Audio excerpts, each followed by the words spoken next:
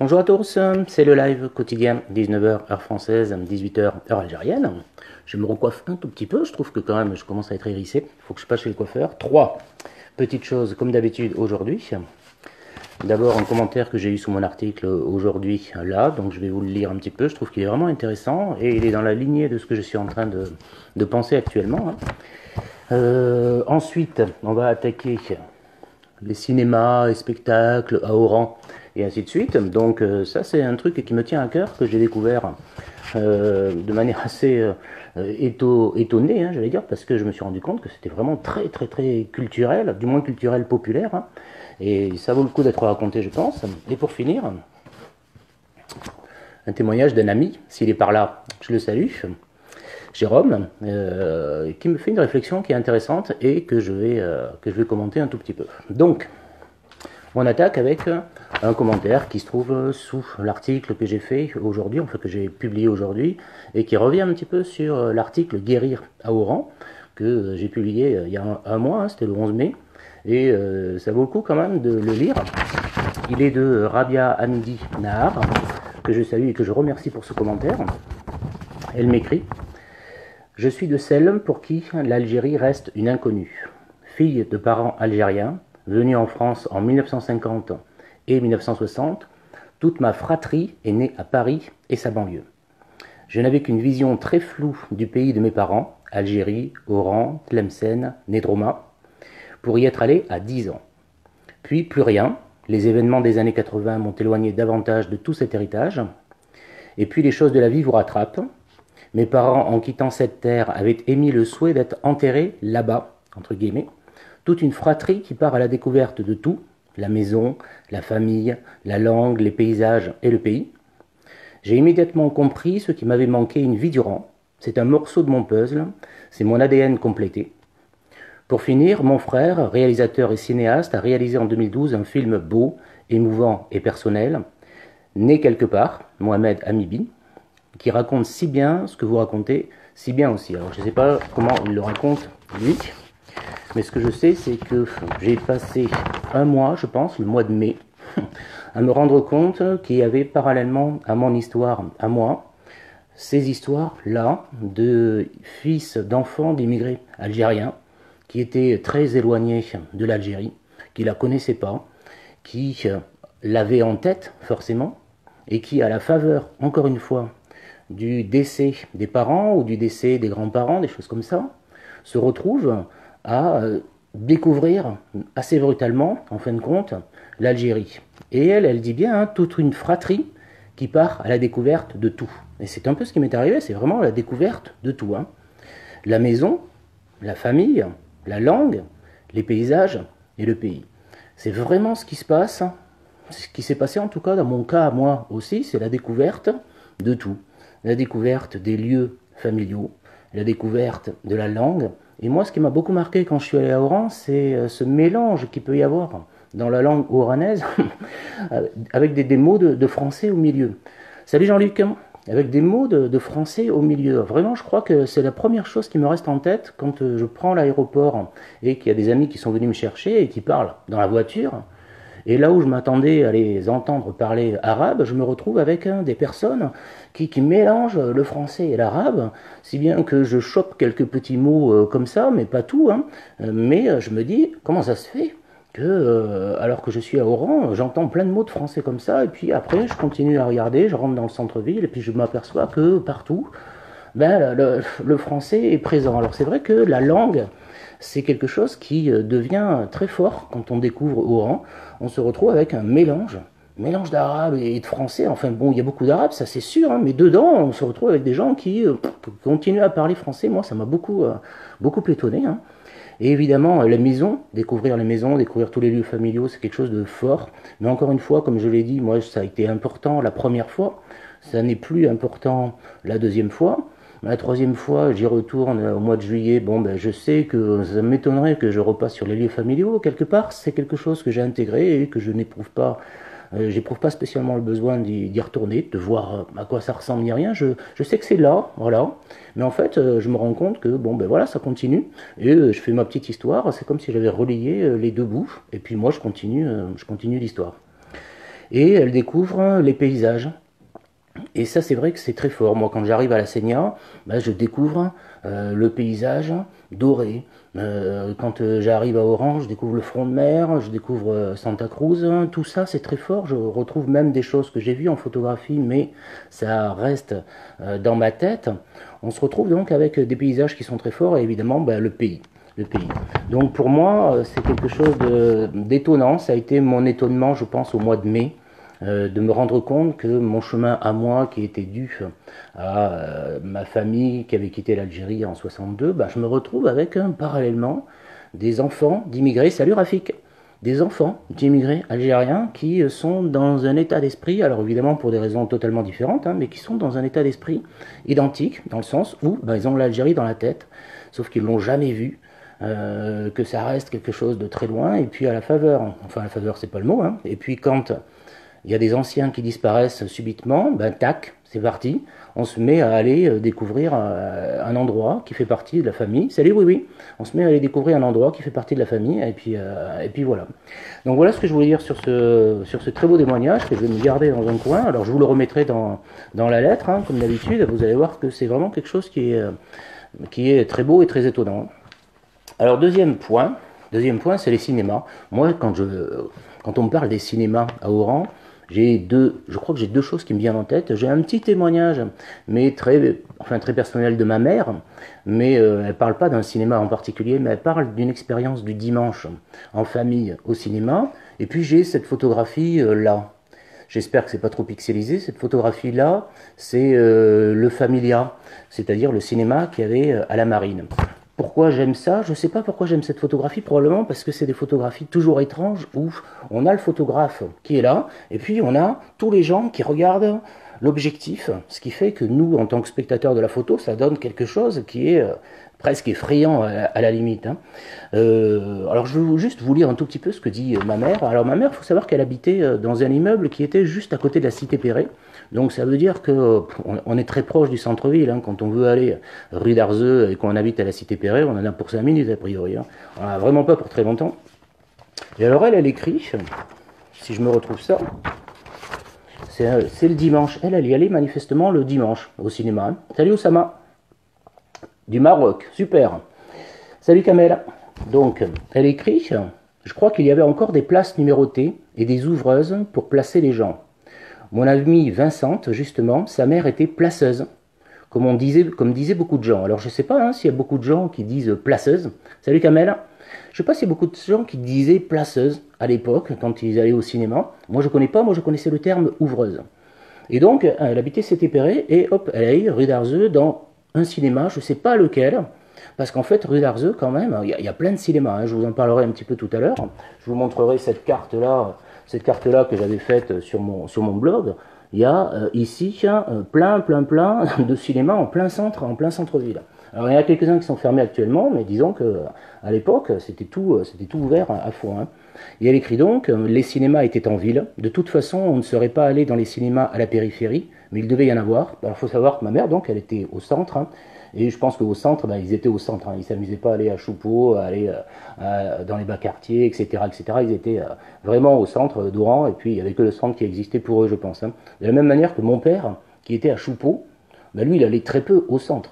Il allait très peu au centre, il restait pas mal dans Choupeau, il y avait un cinéma dans Choupeau qui s'appelait Le Mondial, et que j'ai vu un petit peu quand j'y suis retourné là, même s'il me semble qu'il est fermé lui aussi. Tout le monde achetait des Esquimaux. Non, pas tout le monde, car c'était cher. Il n'y avait que mon père et quelques autres qui tenaient à montrer qu'ils n'en étaient pas à quelques francs près. Alors ça, c'est une petite pique de ma mère pour son père. Le dimanche, bien sûr, il y avait moins de monde dans les rues. Alors à la sortie des cinémas, les rues se remplissaient de nouveau. Ça, c'est une jolie image que j'avais pas en tête. Hein. C'est-à-dire que Oran, le dimanche, ben, c'était probablement vide. Enfin, tout est relatif à mon avis quand même, parce que je vois mal Oran vide. Mais je pense que oui, forcément, c'est pas une journée de travail, donc il y a moins de monde. Et je pense qu'en plus, il y a beaucoup de monde qui est à la plage. Et en effet, je pense qu'à la sortie des cinémas, ça devait se remplir, les rues, et redevenir extrêmement vivant. Et c'est ça qu'elle essaie de faire passer là-dedans. Alors les cinémas, comme je vous ai dit, il y en a toute une ribambelle. Ici, j'ai une liste, je vous la mettrai dans la lettre là. Ça, c'est la liste, j'essaie de la mettre. la liste de tous les cinémas, et je sais même pas si c'est tous les cinémas, hein, mais c'est une liste que j'avais retrouvée du temps où je m'étais intéressé au cinéma, et on se retrouve avec quand même, je sais pas, une bonne trentaine de cinémas, quelque chose comme ça, des cinémas du centre et des cinémas de quartier. Les cinémas du centre, il y en a plein qu'on connaît, hein, le Century, le Ciné-Club, le Colisée, l'Empire, l'Escurial, l'Idéal, le Club, qu'est-ce qu'il y a encore, le Lynx, le Miramar, le Mogador, hein. Enfin il y en a énormément, hein. Kamel, j'habitais la cité Perret. Ben, tu sais que ma mère, avant 62 bien évidemment, elle habitait dans un appartement d'un immeuble qui se trouve juste de l'autre côté du pont. Comment ça s'appelle? Putain, j'ai un trou de mémoire d'un seul coup là. Du pont qui est là. Du pont qui est là, il y a un petit immeuble qui fait 6 étages à peu près, avec une espèce de bande verte, bleue, je sais pas trop exactement. Et elle habitait ici, là, au 6e étage, je crois. Donc j'y suis passé. Je suis rentré dans la cité Perret aussi. Et j'ai vu en bas toute cette espèce de galerie de marchands incroyable. C'est une vraie cité. Il paraît qu'il y a, je sais pas, 8000 personnes qui vivent là-dedans. Enfin, c'est un truc énorme, hein. Et donc on se retrouve avec plein de cinémas. Des cinémas de quartier que moi je connais pas. Comme par exemple le Magic qui est à Saint-Antoine, ou alors le Lido qui est à Gambetta. Il y en a qui doivent connaître le Lido à Gambetta, hein. Oui, on a toujours 10 places US au Familia. Il y en avait 2, une pour l'orchestre et l'autre pour le balcon. Ouais, t'as raison. Nous les gosses, on nous plaçait pas, on s'asseyait toujours aux premières rangées. C'est-à-dire, aux premières rangées. Vous vous asseyez quand même aux premières rangées ou vous étiez sur le sol devant les sièges? Donc dans les quartiers, il y a le Regina par exemple à Saint-Eugène, il y avait le Rex à Saint-Antoine, ça je crois que j'ai vu passer une photo il n'y a pas très longtemps du Rex à Saint-Antoine, le Roxy, Plateau Saint-Michel, qu'est-ce qu'il y avait encore, l'Olympia à Saint-Eugène, j'ai peut-être dit, le Mondial à Choupeau, ça c'était du côté de chez mon père, le Magic à Saint-Antoine, le Familia à la Marine, ça je connais, le Capitole à Boulanger, le Bon Accueil à Gambetta, l'Alhambra à Saint-Eugène, Alcazar à Saint-Eugène. Bon, ça c'est tous les cinémas de quartier que moi je ne connais pas spécialement. De temps en temps je vois passer les photos, mais je suis incapable de me rappeler exactement ce qu'il y a. Et alors, il y avait le centre. Et le centre, j'ai une autre photographie qui traîne par ici, si j'arrive à me la retrouver, elle est là en fait. Il y avait par exemple, voilà, il y avait le Régent, ça c'est sûr. Hein, le Régent apparemment il est quand même super connu. Et alors, il y avait aussi l'Empire, je pense que tout le monde connaît l'Empire, c'est-à-dire que c'était un cinéma, apparemment il n'y avait même pas que des cinémas dans l'Empire, il y avait aussi le dimanche matin, ça je sais plus qui c'est qui m'a dit ça, il y avait le dimanche matin des radios crochets, c'est-à-dire que il y avait un petit peu comme on entend à la radio, enfin ça se fait plus trop, enfin je sais pas si ça se fait toujours d'ailleurs, mais on a des énigmes, on répond à des questions et puis on gagne des cadeaux, etc. Et apparemment à l'Empire ça se faisait pas mal, mais le Régent en effet ça a l'air d'être quand même le must, et je me demande si c'est pas le Régent qui a été un petit peu rénové à Oran. Il faudra me renseigner là-dessus. Il me semble que le Régent, en tout cas à une époque, il parlait de l'avoir rénové un petit peu. Et alors, une petite chose que je voulais vous lire, si je me la retrouve, c'est quand même comment ça se passait au Familia, parce que bon, les grands cinémas, évidemment. Alors je dois avoir d'ailleurs un programme. Ouais, j'avais récupéré un programme des cinémas de 1956. Alors ça c'est le mardi 25 septembre 56. Kamel, je confirme. Alors il faut juste que tu me dises ce que tu confirmes exactement. Alcazar. L'Alcazar, je vois pas ce qui passait, mais par exemple au Century, il passait Pitié pour les Vampes.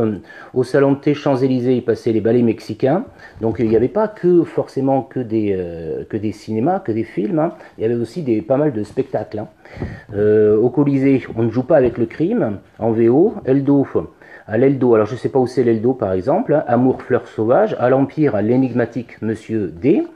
À l'Escurial, mais qui a tué Harry, ça c'est un film de Hitchcock qui est relativement, enfin qui est pas super connu en fait, hein, que je connais, que j'ai vu, mais qui n'est pas super connu. Le Familia, il passait un western, L'homme au fusil. Kamel, pour la rénovation du Régent. Ah d'accord, pour la rénovation du Régent, ben, ça me rassure de savoir que ils ont fait une rénovation du Régent, parce que j'ai pas réussi à choper les informations là-dessus, même si j'avais entendu qu'ils avaient fait quelque chose et qu'ils comptaient réouvrir la salle. Mais Oui, oui, il me dit, là, le Régent a été rénové à l'identique. Est-ce qu'il est ouvert? Oui, oui, le Régent, et est-ce qu'il se passe des trucs à l'intérieur? Parce que je sais pas, je vois plus passer d'informations sur le Régent actuellement. Au Familia, il passait L'Homme au fusil, c'était un western. Au Georges V, Ignace. Alors, Georges V, je sais plus trop où c'est, je dois avoir ça quelque part. Est-ce que j'avais vu passer le Georges V? Ouais, le Georges V, bah, c'est rue d'Arzeux, c'est pareil. Hein. Georges V, à l'idéal, La Veuve Noire, au Mogador, Amour, Fleur Sauvage, au Paris, que je ne sais pas où c'est le Paris, l'énigmatique Monsieur D aussi, au Pigalle, la Maison des Otages, au Plaza, l'énigmatique Monsieur D, au Régent, le Chemin du Paradis, au Regina, Mademoiselle Cascou, au Rialto, la Reine des Audacieux, au Vox, Une fille sur la route. Et ça me fait penser, puisque je vois la Reine des Audacieux, ça me fait penser qu'en fait il y avait d'autres lieux de spectacle que les cinémas.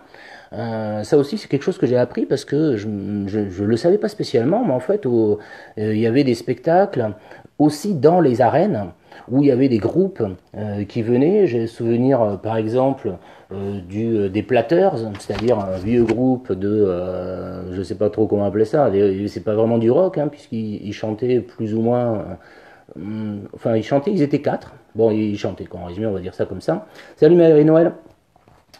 Et donc, au niveau des arènes, il y avait pas mal de concerts en tant que spectacle. Et apparemment, au théâtre de Verdure, qui se trouve au Petit Vichy, il y avait énormément de choses aussi. C'est-à-dire que on a eu des chanteurs. Alors, c'est des chanteurs, ça remonte à loin quand même. On avait Lynn Renaud qui était passé, on avait Gilbert Bécaud qui était passé. Et apparemment, il avait détruit, enfin, parce que c'était quand même un monsieur 100 000 volts, celui-là. Et à chaque fois qu'il y avait un concert, les gens, ils balançaient les chaises, ils cassaient les chaises dans tous les sens et tout ça. Donc, c'était quand même assez costaud.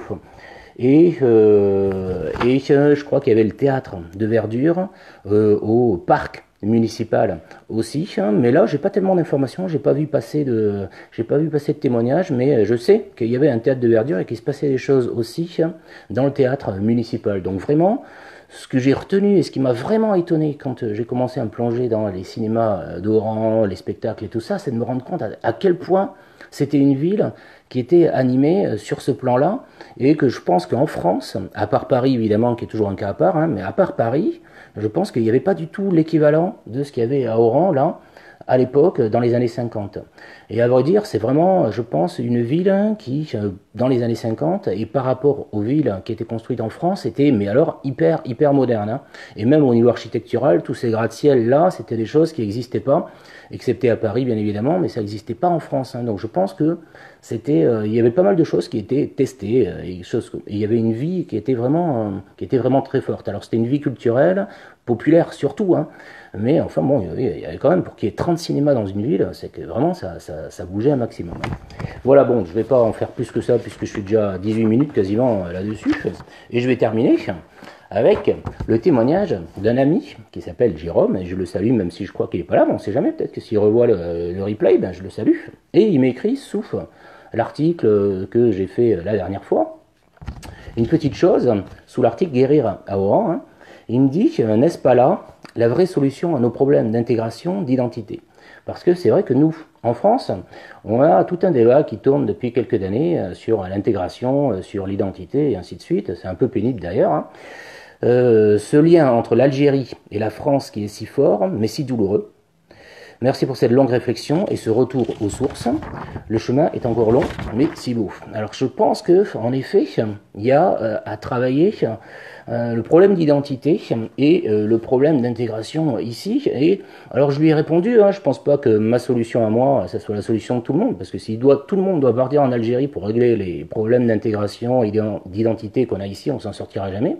Mais ce que je sais en tout cas, c'est que pour tous les gens qui sont liés à l'Algérie, à mon sens, c'est important d'aller faire le voyage en Algérie et ça règle à peu près tous les problèmes qu'on peut avoir d'identité, d'intégration et tout ça. Marie-Noël, en 71, il y avait encore des cinémas en activité. Ouais, c'est possible, j'espère qu'il y en a toujours actuellement d'ailleurs. Donc en 71, il y avait encore des cinémas en activité. Est-ce que tu te rappelles un tout petit peu des noms que tu pouvais avoir? Alors, Charo me dit, c'est quoi ton but à Oran? Tu comptes faire quoi? Je compte rien faire du tout. C'est aussi bête que ça. Moi, mon but à Oran, j'ai pas de but particulier. Moi, j'ai des amis à Oran. J'y retourne en juillet pour un mariage. Donc, j'ai pas de but particulier. Mon but, c'est juste d'aller retrouver mes amis et de passer une semaine avec eux pour le plaisir d'y être. Voilà, je crois qu'on peut résumer comme ça, j'ai pas spécialement d'objectif particulier là-dessus. Donc tu me diras, Marie-Noël, si tu te rappelles un petit peu, quel type de cinéma était encore ouvert en 71 et où est-ce que tu allais voir des films? J'imagine quand même que rue d'Arzeux, les cinémas devaient continuer à fonctionner. Pour les cinémas de quartier, je sais pas trop à vrai dire. Ce que je connais pas. J'ai juste vu celui de Choupeau parce que c'était le quartier de mon père. J'ai juste vu celui de la Marine parce que ben, j'ai une affinité particulière pour la Marine et j'avais envie d'aller voir le Familia. Mais pour le reste, je ne sais pas très bien où ils sont à Gambetta et tout ça. Je vous ai donné les noms. Peut-être que ça vous dira quelque chose. Si ça vous rappelle des petits souvenirs, ben hop, vous mettez un petit commentaire et ainsi de suite. Marie-Noël me dit non, mais je me souviens avoir vu à la recherche du diamant vert. Ah ben voilà, bon, ben écoute, ça veut dire que en 71 en tout cas, il y avait des choses, mais à vrai dire, ça continue, hein, puisque je vois passer régulièrement sur une page qui s'appelle Oran événements comment dire, des pubs pour des films qui sont diffusés à droite à gauche. Alors, je vois aussi que l'Institut français diffuse des films. Puisque j'ai vu qu'il passait un film avec Jean Dujardin, c'était programmé pour le 19 mai apparemment, c'était La French. Et quand j'ai vu ça, je me suis dit, tiens, il faudra que je parle quand même du film de Nicole Garcia qui s'appelle Un balcon sur la mer. Je pense qu'il y en a qui ont vu ça, et qui est aussi avec Jean Dujardin, mais qui cette fois-ci raconte l'histoire d'un pied noir qui est revenu en France, qui est un petit peu oublié au rang, et puis il retrouve une fille. Il rencontre une fille sur la Côte d'Azur qui pense avoir connu à Oran. Et en fait, qu'il a connu à Oran quand il était jeune, donc ça lui fait remonter toute son histoire. C'est un super film et ça me donnera peut-être l'occasion d'ailleurs de parler de Nicole Garcia parce que j'ai un petit extrait audio dans lequel elle évoque son exode et son arrivée en France notamment, où les Français l'ont pas forcément super bien accueilli. Voilà les amis, merci d'avoir participé, c'est super sympa, j'ai toujours des petites questions de temps en temps, ben c'est très bien. Donc je vous salue, j'ai mon imprimante qui fonctionne toute seule, donc je vous salue. Et je vous dis à demain, 19h heure française, 18h heure algérienne. Kamel me dit jusqu'en 86, les cinémas étaient toujours en activité. Ben voilà, jusqu'en 86, les cinémas étaient toujours en activité, c'est possible en effet. Je sais pas, je vais peut-être me plonger dedans pour voir si je retrouve des programmes. Si on retrouve des programmes de ce qui pouvait passer en 86 ou des choses comme ça. Marie-Noël, super film avec des scènes tournées à Oran. Ouais, c'est pour le balcon sur la mer, je pense, ouais. Elle était allée tourner des choses comme ça à Oran. Voilà, je suis pas à Oran maintenant, j'y suis en juillet. Donc, sur ces belles paroles, je vous salue tous. Je vous remercie de m'avoir suivi. On se retrouve demain à la même heure. Et